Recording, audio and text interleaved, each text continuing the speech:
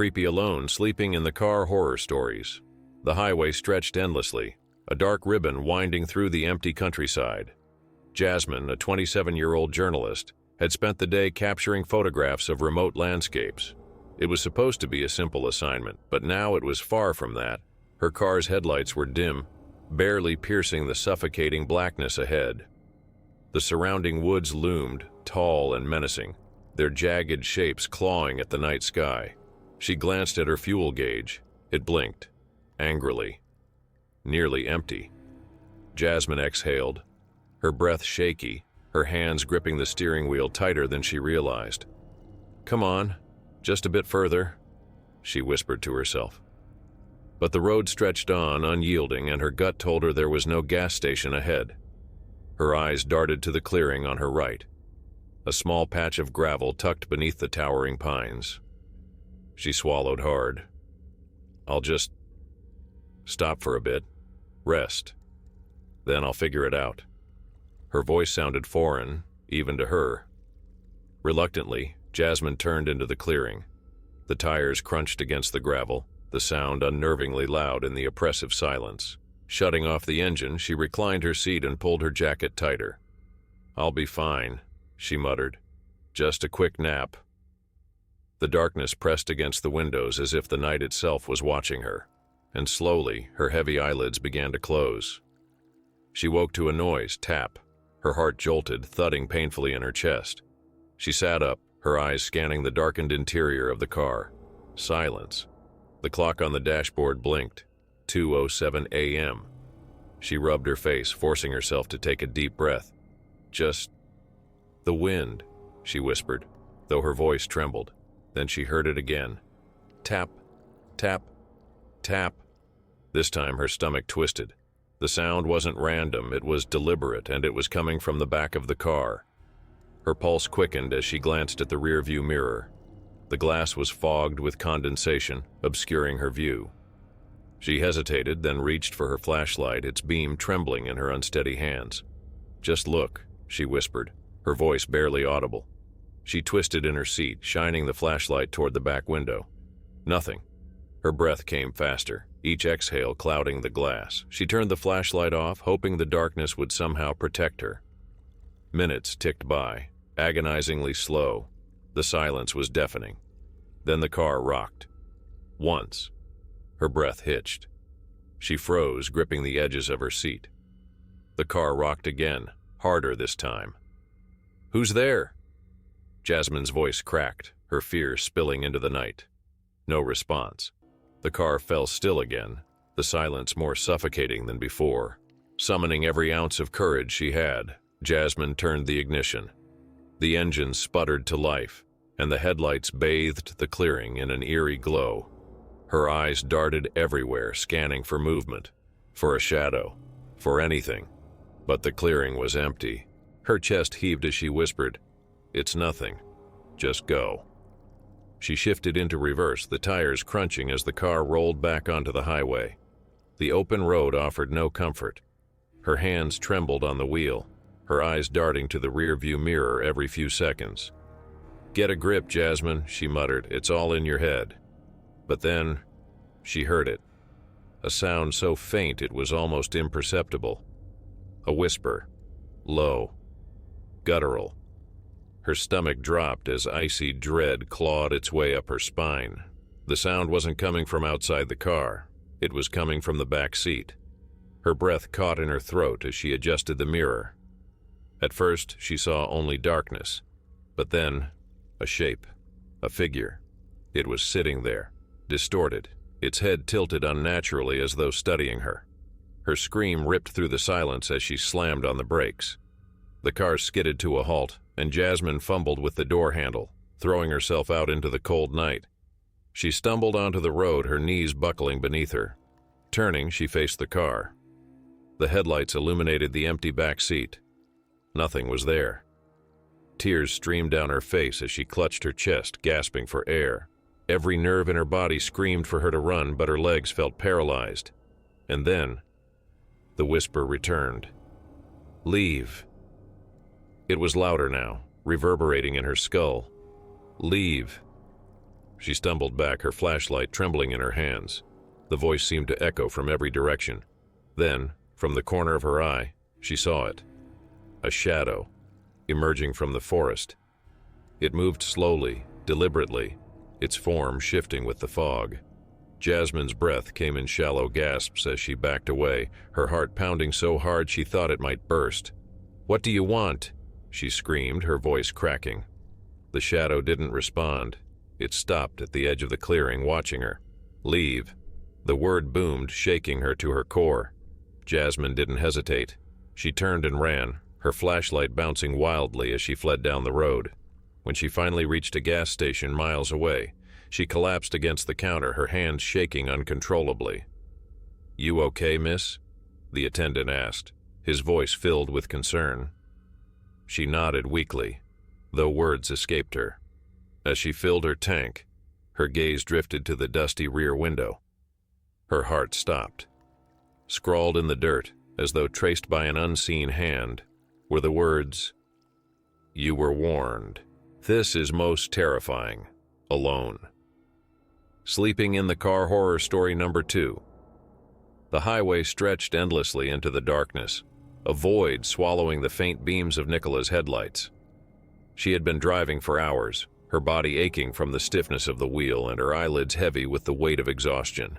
The silence in the car was almost deafening, broken only by the faint hum of the engine and the occasional gust of wind pressing against the windows. Her eyes darted to the glowing numbers on the dashboard. 2:47 a.m. Just a little further. She whispered, her voice barely audible, as though the night itself demanded silence, but her body begged for rest. When the worn, weathered sign for a rest stop flickered into view, relief washed over her. She couldn't keep going, not like this. She signaled, pulling into the lot. The space was empty, eerily so. A single flickering street lamp cast a pale, wavering light over the cracked pavement, and the woods loomed thick and shadowy on all sides. Nicola's stomach tightened, but she brushed the feeling aside. "It's just for a quick nap," she muttered, trying to convince herself. She parked beneath the light and adjusted her seat, glancing around. The picnic tables stood deserted, and the restroom building sat in the shadows, its windows clouded with grime. She shivered, locking the doors with a deliberate click. Her jacket became a makeshift blanket as she curled up in the driver's seat. "Just a nap," she repeated softly. But as the stillness enveloped her, the unease crept back, lingering at the edges of her consciousness. She closed her eyes. A sound woke her. Tap, tap, tap. It was faint at first, almost like raindrops against glass.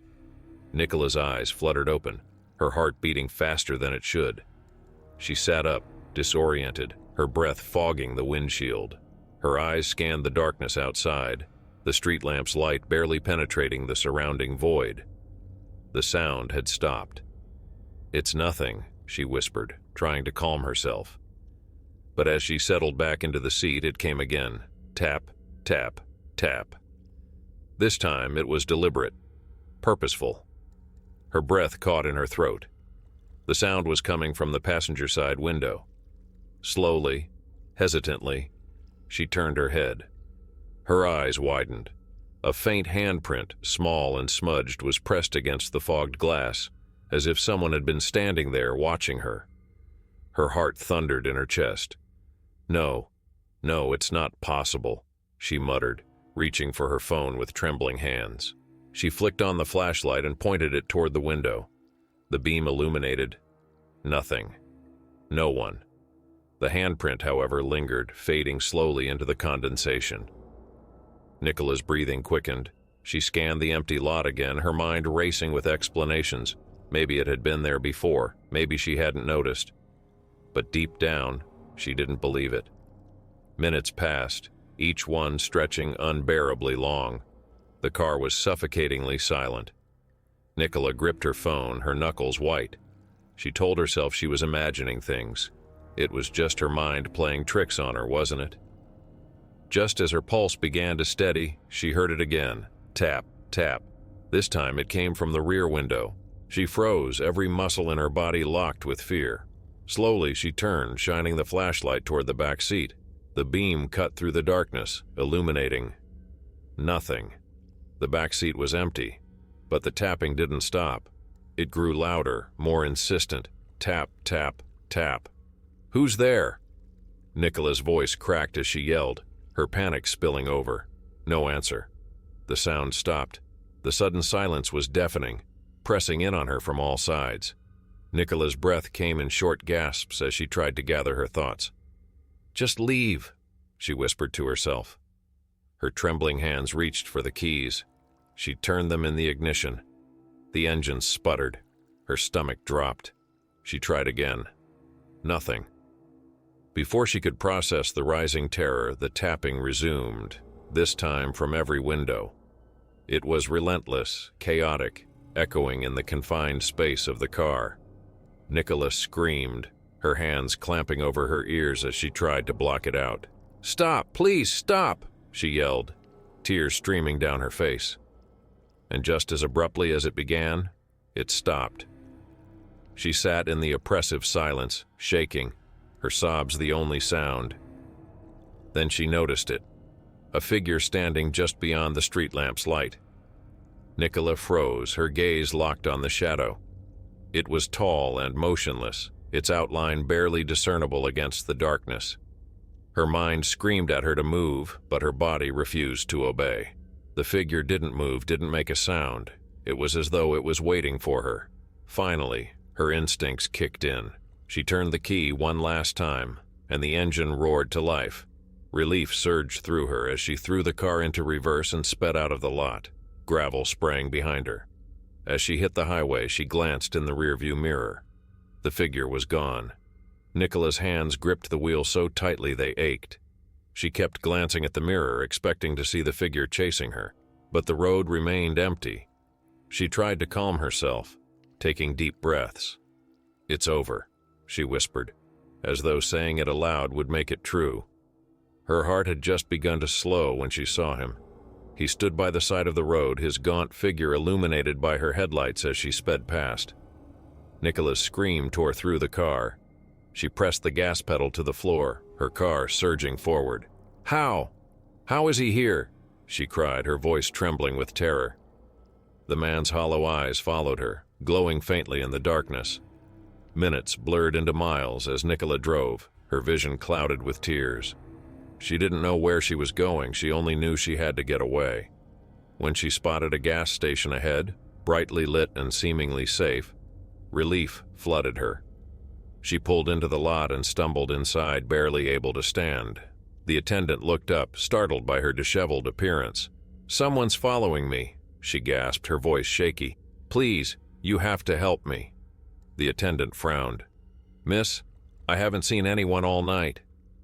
Nicola spun around, looking through the glass windows. Her car sat under the lights undisturbed. The highway beyond was empty. Her breathing slowed, but the fear lingered. "Maybe I'm losing it," she muttered, her voice barely audible. The attendant offered her a cup of coffee, his expression concerned. Nicola sipped it, trying to steady her trembling hands. When she finally mustered the courage to return to her car, her heart sank. Scrawled across the windshield in large, jagged letters were 3 chilling words. "See you soon." Her breath caught in her throat and she spun around, expecting to see him. But the lot was empty. Nicola climbed into her car, locking the doors with shaking hands. As she sped away into the night, the shadows seemed to close in around her, and at the edge of the woods, just beyond the gas station's lights, the figure watched, his eerie smile unwavering. This is Most Scary, Alone. Sleeping in the Car horror story number 3. Melanie's car slowed as she approached the old bridge. It had been a long, exhausting day of driving, and she was desperate for a break. The engine hummed softly, the only sound that accompanied her as she pulled off the main road. The bridge loomed ahead, tall, aged, and forgotten by time, its rusted railings half hidden by the thick, oppressive darkness that surrounded it. She glanced at her phone. No signal. Typical. She hadn't expected to find a place to sleep with service, but that didn't ease the unease crawling up her spine. The only light came from her headlights, casting faint beams into the surrounding woods. trees, thick and gnarled, seemed to be closing in around her, creating an eerie tunnel of darkness. She sighed, exhaustion clouding her thoughts. Her body was drained, and there was no way she could continue driving any longer. She had to sleep. Melanie turned off the engine and sat there for a moment, her head resting against the seat as she tried to relax. But the silence of the night weighed heavily on her. There were no sounds, no wind, no animals. The world felt strangely still. She pressed her fingers against her temples, trying to force the tension out of her body. "It's fine," she told herself. "It's just an old bridge, nothing weird about it." But then she heard it, a soft tap. She froze. Her heart skipped a beat. Was it the wind? Number. The air was still. She held her breath and waited. Tap, tap. The sound was faint, but it was there. Melanie's eyes darted to the side mirror. There was no one. Nothing moved outside the car. She strained her ears. Maybe it's just a branch tapping against the window? Tap, tap, tap. The noise came again, more insistent this time. Her breath caught in her throat. She slowly turned her head toward the sound, her heart pounding in her chest. Her eyes widened as she scanned the darkness outside. But she couldn't see anything, not even the faintest shape in the shadowy woods. She swallowed hard, telling herself it was nothing. Her hand trembled as she reached for the door lock, checking it out of habit, though she was already certain it was locked.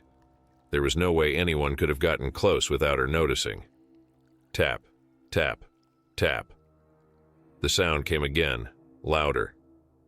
Melanie's pulse quickened, and a chill ran through her veins. What was that?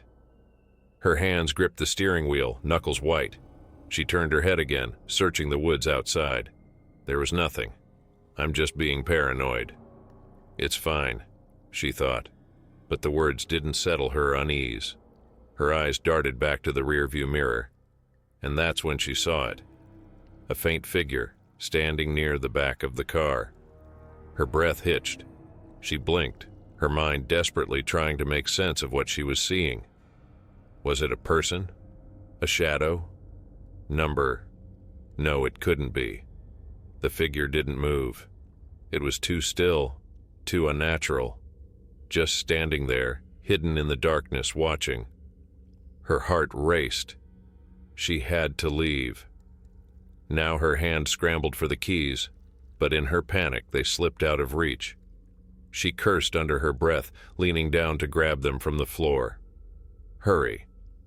The moment her fingers wrapped around the keys, she slammed them into the ignition. The engine roared to life, but just as she hit the gas, the car sputtered and stalled. No, no, no. Her heart was hammering in her chest as she turned the key again. This time the engine caught and she threw the car into drive, spinning the wheels as she tried to move forward. The figure didn't budge. It stayed there, in the rear-view mirror, moving closer. Melanie's breath caught in her throat, a rush of panic flooding her senses. The headlights illuminated the figure for the first time, a tall, cloaked shape, its hood obscuring any features. Something about it felt wrong. Why isn't it moving? Why isn't it coming closer? She slammed on the gas. The car shot forward, tires screeching against the gravel as she sped down the road. But the figure, it was still there, still watching her. It was only when the bridge was far behind her, when she could no longer see it in the rearview mirror, that she dared to breathe again. She hadn't looked away for even a second, but the car seemed to be moving faster than it had before. Her body was tense, coiled tight with fear, but she couldn't bring herself to slow down.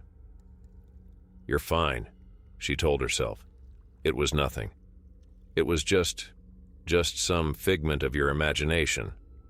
But when she glanced at the road ahead, she could still feel the eyes of that figure burning into her. She couldn't shake the image of the hooded figure standing motionless in the night. What did it want? Her hands shook as she drove faster. The road was winding, each turn a blur. It felt like time was slowing down. Each moment stretched as if she was running from something she couldn't quite escape. It wasn't until the headlights illuminated the trees once more that Melanie realized she had been driving for miles. She slowed down, letting out a shaky breath. She glanced down at the dashboard, expecting the miles to show something, anything, but it was all blank. The numbers were frozen, locked in place as if time had stopped entirely. She pulled over to the side of the road, turning off the engine. She needed to catch her breath, but the silence, the heavy, suffocating silence, made it impossible to focus. As she sat there in the dark, she heard it again. A tap. Not from the windows this time, but from the roof of the car. Tap, tap, tap. Each tap felt like a heavy weight pressing against her chest. She looked up, her eyes searching the roof. The sound was coming from above, soft, rhythmic. There's no one up there, there can't be. But she couldn't move. Her body was frozen, every muscle in her body locked in place. And then it stopped. Just like that. Silence. She didn't dare move, didn't dare even breathe for a long, agonizing moment. And when she finally dared to glance at the rearview mirror again, the figure was gone. But the message was waiting for her, scrawled across the windshield in the condensation. You can't run. Her blood ran cold as she gripped the steering wheel. The car seemed to vibrate beneath her hands, as though the words were not just on the glass, but in her very bones. She didn't wait for another sign. Her hands shook as she started the car again, the engine roaring to life, and she floored the gas pedal, not once looking back. She couldn't, not anymore. She had to get away, but no matter how far she drove, she couldn't shake the feeling that something was following her, waiting.